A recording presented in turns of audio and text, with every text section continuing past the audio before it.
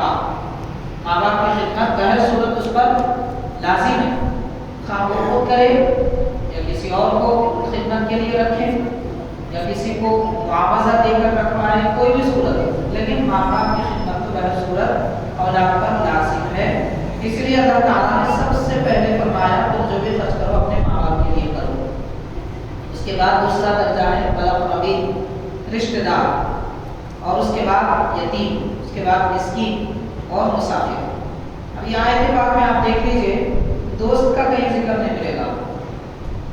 آج کل رواج ہے، طریقہ ہے، لوگ اپنے دوستوں پہ بہت خرچ کرتے ہیں، دوست آپ کے ساتھ ہزاروں روپے اڑا دیتے ہیں، لیکن گھر میں بال بچے وہ نعمتیں نہیں کھاتے جو باہر لوگ کھا لیتے ہیں، اور ماں باپ کو وہ نعمتیں میسر نہیں آتی جو اولاد باہر کھا لیتی ہے۔ تو ماں باپ اور اپنے رشتہ دار، یتیم اور مسکین، مسافر، ان خاص شخصیتوں کا اس میں ذکر کیا گیا ہے۔ اس کے بعد فرمایا اللہ تعالیٰ نے تم جو بھی کرو گے اللہ تعالیٰ ان سب چیزوں کو جانتا ہے۔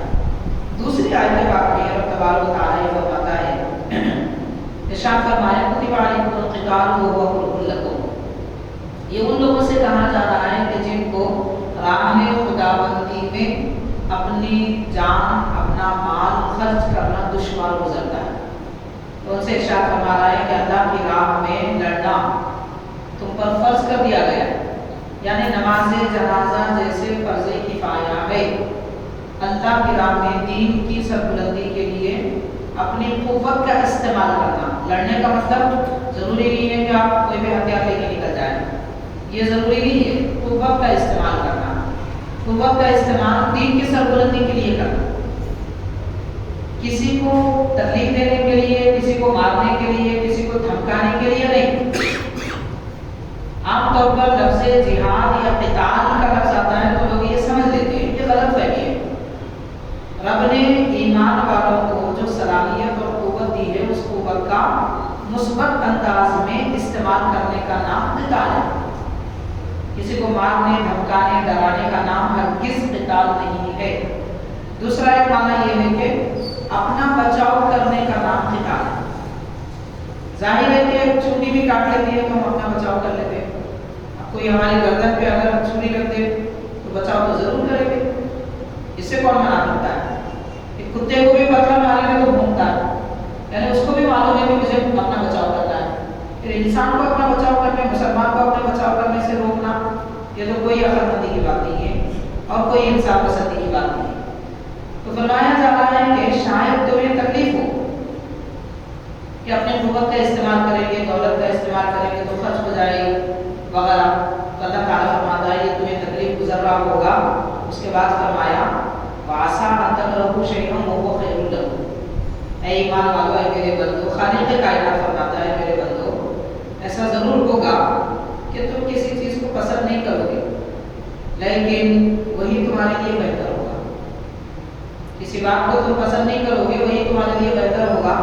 وَعَسَىٰ أَن تُحِبُّوا شَيْئًا وَهُوَ شَرٌّ لَكُمْ، اور تم کسی چیز کو پسند کرو گے مگر وہ تمہارے لیے شر ہوگا، نقصان دہ ہوگا۔ اسی لیے اللہ تبارک و تعالیٰ نے ہماری اپنی قسمت میں جو لکھا ہے اسے قبول کر لینا چاہیے، جو ملے رب کا شکریہ، جو نہ ملے اللہ کا احسان۔ اس لیے کہ جو ہمارے فائدے میں ہوگا اللہ تعالیٰ وہی ہمیں عطا فرمائے گا، اور جو ہمارے نقصان کا ہے اگرچہ کہ ہم کو اس سے محبت ہوگی مگر وہ نہیں ملے گا۔ تو یہ تعلیم اللہ تبارک و تعالیٰ بندوں کو اعتقادات کے متعلق، یقین کے متعلق فرما رہا ہے۔ جب اس کے ہزاروں مثالیں ہمیں سابقہ بزرگوں کے احوال میں نبی پاک صلی اللہ علیہ وسلم کی سیرت میں مل جاتی ہیں۔ مثال کے طور پر صلح حدیبیہ کا جب موقع آیا، یعنی حضور پاک صلی اللہ علیہ وسلم عمرہ کرنے کے ارادے سے صحابہ کرام کے ساتھ شہر مکہ کے قریب آئے، اور مکہ شریف سے تقریباً 6 میل کے فاصلے پر آپ کو روک دیا گیا، مشرکین نے روکا اور کہا کہ آپ عمرہ نہیں کر سکتے، اور اس پہ بہت ساری شرائط لگائیں۔ شرائط اتنے خطرناک تھے کہ ظاہری طور پر سب میں مسلمانوں کا نقصان نظر آ رہا، یہاں تک کہ صحابہ کرام نے عرض کیا کہ حضور ہم آپ پہ نہیں ہیں جو ان کے شرائط کو قبول کریں۔ نبی پاک صلی اللہ علیہ وسلم نے فرمایا صبر کرو۔ کیا شرائط تھی؟ مثال کے طور پر ایک دو تین میں عرض کروں گا۔ سب سے پہلی شرط مشرکین کی یہ تھی کہ آپ اس وقت اندر نہیں آئیں گے، کعبے کا طواف نہیں کریں گے، آپ یہاں سے واپس چلے جائیں گے۔ احرام بن کے آئے ہوئے تھے سب، مگر واپس جانے کے لیے کہا گیا۔ حضور پاک صلی اللہ علیہ وسلم نے فرمایا ٹھیک ہے۔ دوسری شرط یہ لگائی گئی کہ جو لوگ مسلمان شہر مکہ میں موجود ہیں انہیں ہم نہیں چھوڑیں گے، وہ وہیں رہیں گے، ان کو ہجرت کرنے کی اجازت نہیں۔ اور اگر مدینہ پاک میں کوئی مسلمان معاذ اللہ دین سے پھر جائے تو آپ اسے مکے والوں کو واپس کر دیں گے۔ ایسی عجیب سی شرائط تھی۔ حاضرین، نبی پاک صلی اللہ علیہ وسلم نے فرمایا کہ سب مانیں۔ سیرت میں آتا ہے کہ 1 سال نہیں گزرا تھا اس کے اتنے فائدے ہوئے کہ مدینہ پاک میں تو کوئی دین سے بے دین تو نہیں ہوا، لیکن شہر مکہ میں جو مسلمان ہوئے تھے ان کے وہاں رہنے کی وجہ سے ان کے ساتھ والے بھی مسلمان ہوئے۔ یہ دور کی بات، دور اندیشی جسے ہم کہتے ہیں، یہ ہمارے آقا رحمت اللہ صلی اللہ علیہ وسلم جاتے ہیں۔ ایک تو نور نبوت سے جاتے ہیں، جسے ہم یہ خیر کہہ سکتے ہیں، نور نبوت سے جاتے ہیں۔ دوسرا باطنی فراست سے جاتے ہیں، سمجھداری اور عقل مندی جسے کہتے ہیں۔ تو نبی پاک صلی اللہ علیہ وسلم جانتے تھے، اس لیے فرمایا کہ ٹھیک ہے جو شرط ہے رہنے دیجیے، اس کا مثبت فائدہ ہونے والا تھا۔ تو بہت ساری چیزیں ہمیں مشکل کی نظر آتی ہیں، تکلیف کی نظر آتی ہیں، مگر اس میں ہمارا فائدہ ہوتا ہے۔ اور بہت ساری چیزیں ہمیں یہ نظر آتا ہے کہ یہ اچھا ہے مگر اس میں نقصان ہوتا ہے۔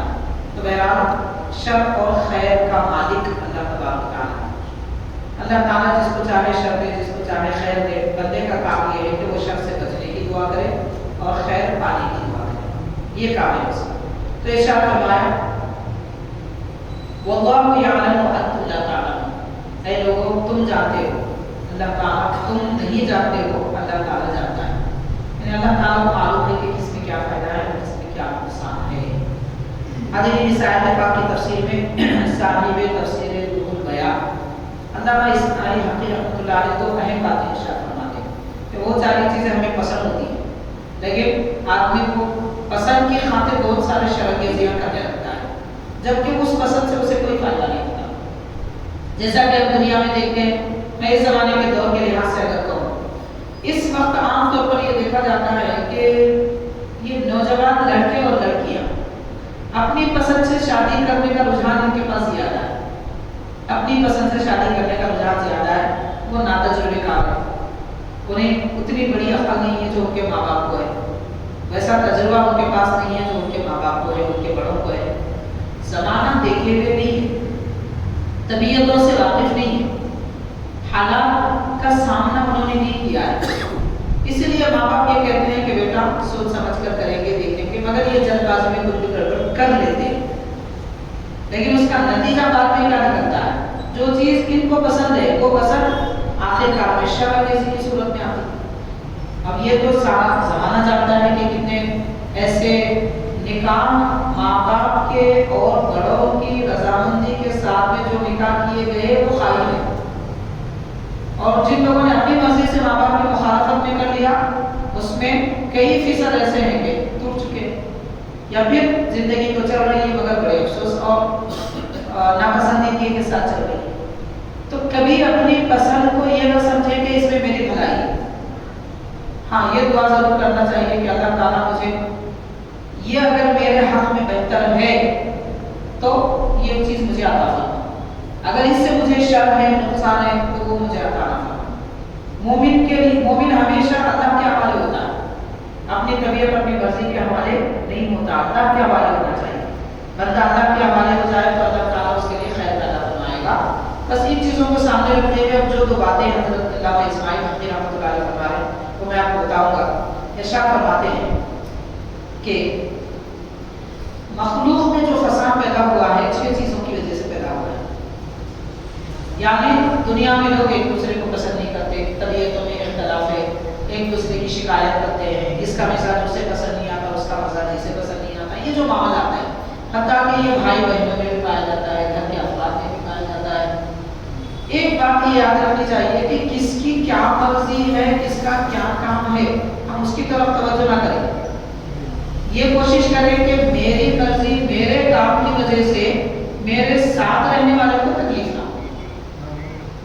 تکلیف سے مراد ان کو ناپسند آنے کی بات نہیں ہے. تکلیف کا معنی یہ ہے کہ ہمارے عمل، ہمارے اٹھنے بیٹھنے سے کسی کو تکلیف نہ ہو. مثال کے طور پر میں مثال عرض کروں گا، جیسے کہ مان لیجیے کہ مسجد میں ہی کی ہم بات کریں گے. اگر کوئی ایک صاحب پنکھا کھول دے، دوسرے صاحب کو سردی ہو رہی، جو کھول رہے ہیں ان کا کام ہے کہ اسے بند کر دیں. ان کی ذمہ داری ہے کہ وہ دوسرے کا دھیان رکھے، یا کھولنا بھی ہے تو کم از کم اجازت دے کر دیں، کیونکہ یہ ایک ایسی چیز ہے جو 5-6 لوگوں تک پہنچتی ہے. تو ان سب کی رضامندی، مشترکہ جو چیز ہوتی ہے اس میں رضامندی ضروری ہے. اتنی بات کا لحاظ مسلمان اگر رکھنے لگے، فساد ختم ہو جائے. تو 6 چیزوں کی وجہ سے دنیا میں فساد آتا ہے. فساد سے مراد طبیعتوں میں اختلاف ہونا، ایک دوسرے کو ناپسند کرنا، اور جس کی وجہ سے دلی بیماریاں بھی لوگوں کو پیدا ہو جاتی ہیں. ہمیشہ دل ذہن میں، فکر میں ٹینشن رہے تو لوگ بیمار ہو جاتے ہیں. اس لیے کوشش یہ کرنا چاہیے کہ خود بھی خوش رہے، دوسروں کو بھی خوش رکھے، کسی کو تکلیف نہ دے. خیر تو حاضرین نے ارشاد فرمایا، سب سے پہلی بات جس کی وجہ سے دنیا میں فساد آیا ہے وہ ہے ضعف النیت بعمل الآخرہ. بندہ آخرت کا عمل کرنے کے لیے بھی نیت میں کمزوری پیدا کرتا ہے. مثال کے طور پر مان لیجیے کہ کوئی نماز پڑھ رہا ہے، مسجد کی طرف آ رہا ہے، دل میں نیت یہ رہتی ہے، آ جاتی ہے، وہ ارادہ نہ بھی کرے تو کبھی دل میں ارادہ آ جاتی ہے کہ میں نمازی ہوں، لوگ مجھے دیکھتے ہیں، ان کے دل میں میری عظمت آئے گی کہ میں نمازی ہوں. کھلاتے پلاتے ہیں، بڑی بڑی دعوتیں کرتے ہیں، لیکن دل میں نیت یہ رہتی ہے کہ لوگ میری تعریف کریں. دیکھو ہم کتنے بڑے سفید لوگوں کو ایسا کھلاتے ہیں. آخرت کا عمل ہے مگر نیت میں کھیٹ آ گیا. جب سے نیت میں ضعف، کمزوری، کھیٹ آ گیا، دنیا میں فساد آ گیا. یہ پہلی بات ہے. دوسری بات ارشاد فرماتے ہیں وَالثَّانِي صَارَتْ أَبْدَانُهُمْ رَهِينَةً لِشَهَوَاتِهِمْ. لوگوں کے دل ان کی خواہشوں کے حوالے ہو گئے. لوگوں کے دل، ان کے بدن خواہشوں کے حوالے ہو گئے. یعنی انسان کے جسم میں روح سوار ہوتی ہے. روح کی وجہ سے انسان چلتا پھرتا، اٹھتا بیٹھتا، بولتا سب کرتا ہے. لیکن جب سے کہ آدمی کا جسم خواہش اور شہوت کے حوالے ہو گیا کہ میں یہ چاہوں گا، یہ کروں گا، یہ چاہوں گا، یہ کروں گا. بہت سارے لوگوں کا مثال ہوتا ہے میں جو چاہوں وہ ہونا، باقی کچھ نہیں ہونا. اس کی وجہ سے فساد پیدا ہو جاتا ہے. تو یہ دوسری صورت ہے. اور تیسری بات آپ نے فرمائی غلبہ علیہم حلول الامن مع قرب الاجل. موت قریب ہے لیکن اس کے باوجود ان لوگوں کی خواہش یہ ہے کہ امید بہت لمبی ہے. خواہشیں اتنی زیادہ ہیں کہ موت قریب ہے مگر خواہش بہت دور تک ہے. تو لمبی خواہشوں کی وجہ سے بھی فساد پیدا ہوتا ہے. مثال کے طور پر جیسا کہ دیکھا جاتا ہے بہت سارے لوگ، کسی کا انتقال ہو گیا والد محترم، بھائی بہن آپس میں والد کی جائیداد تقسیم کرنے کا جب مرحلہ آتا ہے اکثر ہوتا ہے لوگ آپس میں لڑنے پھرنے لگتے ہیں. یہ میرا حصہ ہے، یہ تیرا حصہ ہے، میں یہ لوں گا تو وہ لے گا. جبکہ موت قریب ہے، کس کی موت کب آئے گی پتہ نہیں ہے. جھگڑے کے درمیان میں موت آ سکتی ہے، لیکن اس کے باوجود امید اتنی لمبی ہے کہ وہ زندگی بھر میں اس کو پورا کرنا چاہیں تو وہ امید پوری نہیں. اسی لیے نبی پاک صلی اللہ علیہ وسلم نے خواہش اور موت کا ذکر کرتے ہوئے ایک حدیث پاک میں آتا ہے، باضابطہ ابو داؤد والا کی حدیث ہے، حضور پاک صلی اللہ علیہ وسلم صحابہ کرام کے ساتھ زمین پر بیٹھے ہوئے، مٹی، اور مٹی میں سرکار نے اپنی تیر سے ایک نشان لگایا، لمبی لکیر کھینچی، اور لکیر سے کچھ پہلے ایک آڑی لکیر کھینچی، پھر آڑی اس طرح ٹیڑھی لکیریں کھینچی جیسے تیر کو ہوتے اس طرح کی. اس کے بعد فرمایا یہ جو لمبی لکیر ہے یہ انسان کی امید ہے، اور آخر میں جو آڑھی لکیر ہے وہ اس کی موت ہے. یہ آدمی ہے، یہ سفر کرتا ہے، سفر کے درمیان میں آنسو بازو خواہشیں اسے کھینچتی رہتی ہیں، سیدھے راستے سے ہٹانا چاہتی ہیں. وہ آگے گزرتا گزرتا آخرکار موت تک پہنچ جاتا ہے، لیکن اس کی امید موت سے بھی لگی ہوتی ہے. موت پہلے آ جاتی ہے مگر امید ختم نہیں ہوتی. تو لمبی امیدیں رکھنے کی جو تمنائیں ہیں، یہ تمناؤں کی وجہ سے آپس میں جھگڑے ہوتے ہیں، اختلاف ہوتے ہیں، اور آدمی اپنی زندگی خراب کر لیتا ہے۔ تو ارشاد فرمایا، یہ تیسری بات ہے۔ اور چوتھی بات ارشاد فرمایا، آذروا رضا المخلوقین علی رضا الخالق، جب سے کہ لوگوں نے اللہ کی رضامندی پر مخلوق کی رضامندی کو فوقیت دی، فساد دنیا میں پیدا ہو گیا۔ یعنی آج بھی دیکھیے آپ دنیا میں لوگ کیا کہیں گے یہ سوچتے، میرا رب کیا سمجھے گا، اللہ تعالیٰ کیا فرمائے گا، یہ نہیں دیکھتے۔ مثال کے طور پر ایک مثال ہوگا میں زیادہ کہ شادیوں میں فضول خرچیاں اتنی عام ہو گئی ہے۔ سادہ شادی کرنے کی خواہش اگر کوئی کرے، مشورہ دے، فوراً ماں باپ کی زبان سے نکلتا ہے، ارے لوگ کیا کہیں گے، اتنی سادی شادی کر دی ہے لوگ کیا کہیں گے۔ لیکن ان کو اس بات کا کوئی لحاظ نہیں ہے کہ میرا رب کیا فرمائے گا، رب کی ناراضگی تو نہیں ہو جائے گی کہ جو ہم فضول خرچی کر رہے ہیں۔ جیسے پٹاخوں میں پیسے اڑا دیتے ہیں اور ڈیکوریشن میں لاکھوں روپے خرچ کر دیتے ہیں، ضرورت سے زیادہ شادی خانہ اتنا بڑا لے لیتے ہیں کہ جس کی ضرورت ہی نہیں، بس دکھانے کے لیے کہ ہم اتنے بڑے مالدار ہیں، ہم ایسا خرچ کرتے ہیں۔ اور پکوانوں میں تو اب کیا کہیں گے، اللہ بچائے۔ غور کیجیے، حضرت ابو ہریرہ رضی اللہ تعالیٰ عنہ ایک جگہ سے جا رہے تھے، چند لوگ بیٹھے ہوئے تھے، گوشت بھون رہے تھے اور کہا کہ ابو ہریرہ تشریف لائیے، ہمارے ساتھ کھانا کھائیے۔ تو آپ فرماتے ہیں حضور پاک صلی اللہ علیہ وسلم نے کبھی بھنا ہوا گوشت نہیں کھایا، سرکار نے گوشت تناول فرمایا پکا ہوا، لیکن بھنا ہوا گوشت حضور نے کبھی تناول نہیں فرمایا، اس لیے میں نہیں کھاتا۔ اب غور کیجیے کہ وہ صحابہ کرام کدھر ہے اور آج ہماری زندگی کا ہے۔ ہمارے پاس ایک ایک کھانے کے وقت میں 2-2 4-4 سالن چاہیے۔ ایک سیدھا سادہ سالن اگر موجود ہو تو نوالا حلق کے نیچے نہیں اترتا۔ اور وہ حضرات یہ ہیں کہ گوشت بھنا بھی جاتا ہے تو یہ دیکھتے ہیں کہ سرکار نے تناول فرمایا تھا یا نہیں۔ پھر آپ غور کیجیے کہ شادیوں میں 10 12 14 22 50 قسم کے آئٹم بننا، یہ کون سی سنت ہے؟ حلال ہے، اس پہ کوئی بحث نہیں ہے، جائز ہے، اس پہ کوئی بحث نہیں ہے، لیکن کیا سنت ہے اللہ کے نبی کی؟ کیا حضور پاک صلی اللہ علیہ وسلم نے ایسا تناول فرمایا یا ضیافت ایسی فرمائی؟ کس وجہ سے ہم اپنا مال ضائع کر رہے ہیں؟ تو حاضرین، مخلوق کیا کہے گی، لوگ یہ کہتے ہیں یہ دیکھتے ہیں، لیکن میرا رب راضی ہے یا نہیں ہے اس کی تو کسی کو پرواہ نہیں ہے۔ جب سے یہ خیال لوگوں میں آیا تب سے فساد پھیلا۔ حضرت علامہ اسماعیل حقی رحمۃ اللہ علیہ فرما رہے ہیں، کس کا قول ہے یہ؟ حضرت ذوالنون مصری رحمۃ اللہ علیہ، بڑے پائے کے بزرگ ہیں، اتباع تابعین میں شمار ہوتا ہے، ایسے بزرگ حضرت فرما رہے ہیں۔ اس کے بعد ارشاد فرمایا، 5ویں خرابی جو ان لوگوں میں آئی، اتبعوا اهواءهم ونبذوا سنت نبیهم، اپنی خواہشوں کی پیروی کرنے لگے اور نبی پاک صلی اللہ علیہ وسلم کی سنت کو پیچھے ڈال دی، پسے پش کر دی۔ اب آپ صبح اٹھنے سے لے کر رات میں سونے تک اور کھانے سے لے کر پینے تک ساری اپنی زندگی کا جائزہ ہے، نبی پاک صلی اللہ علیہ وسلم کی سنت کیا ہے، ہم کیا کریں۔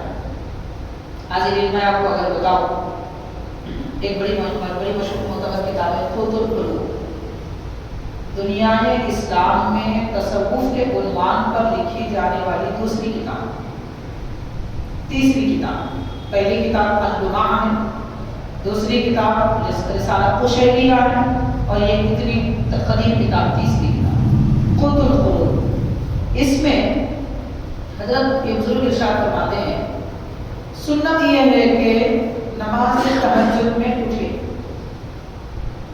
اور تہجد میں جب جاگے، آخری رات کے آخری حصے میں جب اٹھے، پھر فجر کی نماز اشراق ادا کرنے تک نہ سوئے، یہ سنت، اشراق ادا کرنے تک نہ سوئے۔ اور اس کے بعد یہ فرمایا، نماز فجر کا وقت جب ہو جائے تو سنت پڑھیں، اور سنت پڑھنے کے بعد میں وظائف آپ نے لکھے ہیں، حدیث پاک جو حضور پاک صلی اللہ علیہ وسلم تلاوت فرماتے تھے، 3 وظیفے لکھے ہیں جن میں یہ ذکر کیا جاتا ہے قریب 500 مرتبہ وہ 3 وظیفے پڑھنا۔ فجر کی سنت کے بعد جب فرض ادا کرے اشراق کی نماز تک بیٹھ کے پھر وظیفے، اشراق کے بعد چاشت تک بیٹھ کے تلاوت قرآن ہے، سورہ مخصوص ہے۔ یہ سنتیں کہاں چلی گئی؟ آج ہمارے پاس سنت کا جب ذکر ہوتا ہے تو پہننے میں سنت دیکھتے ہیں، کھانے میں سنت دیکھتے ہیں، میٹھا کھانا سنت ہے، کدو کھانا سنت ہے، یہ پڑھنا سنت ہے، یہ سنتیں کہاں چلی گئی؟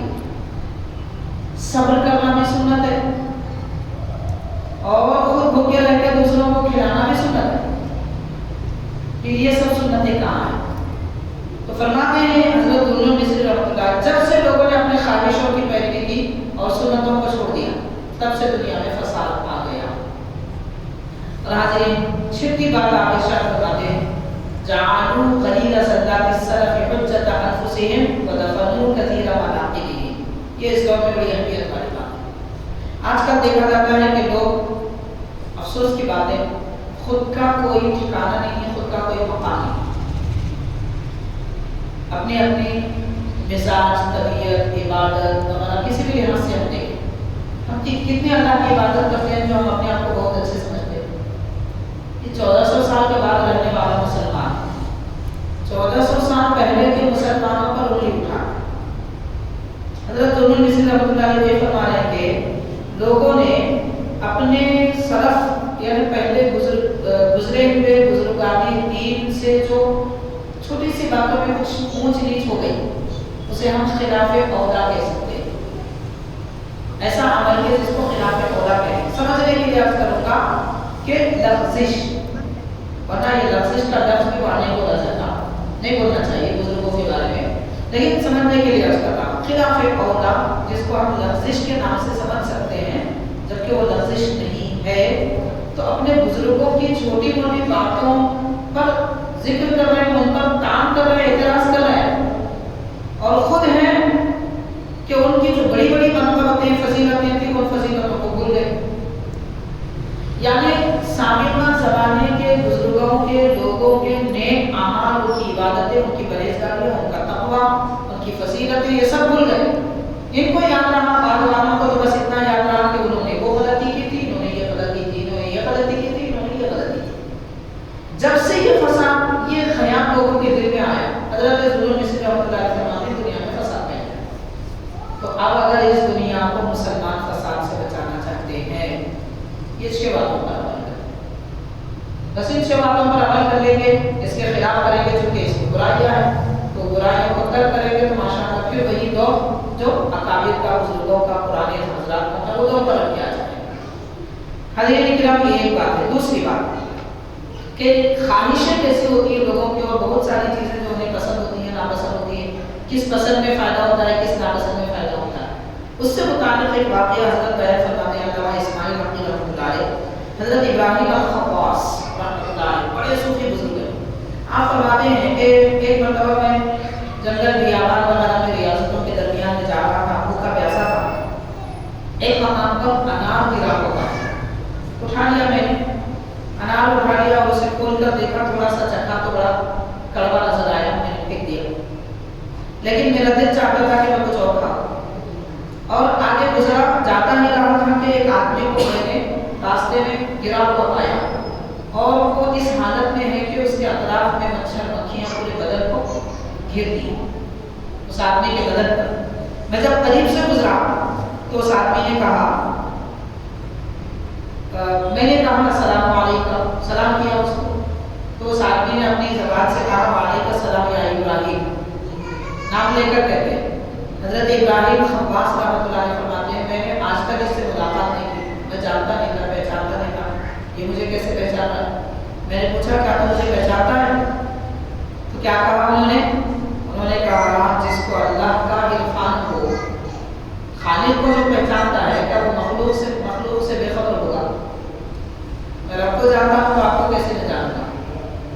حاضرین، اس کے بعد انہوں نے کہا کہ تم تو بڑے اللہ والے نظر آتے ہیں، بڑے باکمال دکھتے ہیں، کہ اجنبی شخص کو نام کے ساتھ آپ نے پہچان لیا، پھر یہ جو تمہاری حالت ہے، مچھر مکھی تمہارے بدن پہ بیٹھے ہوئے اور کسی قسم کے کیڑے بھی آپ کو بدن کو لپٹے ہوئے، یہ حال اچھا ہونے کے لیے، اس سے شفا کے لیے دعا کیوں نہیں کرتے؟ تو انہوں نے کیا فرمایا؟ انہوں نے فرمایا کہ کہ یہ جو مچھر مکھی وغیرہ کیڑے میرے بدن پر ہے یہ دنیا کی تکلیف ہے، یہ دنیا کی تکلیف ہے، اور دنیا کی تکلیف دنیا میں ہی رہتی ہے، آخرت میں نہیں آتی۔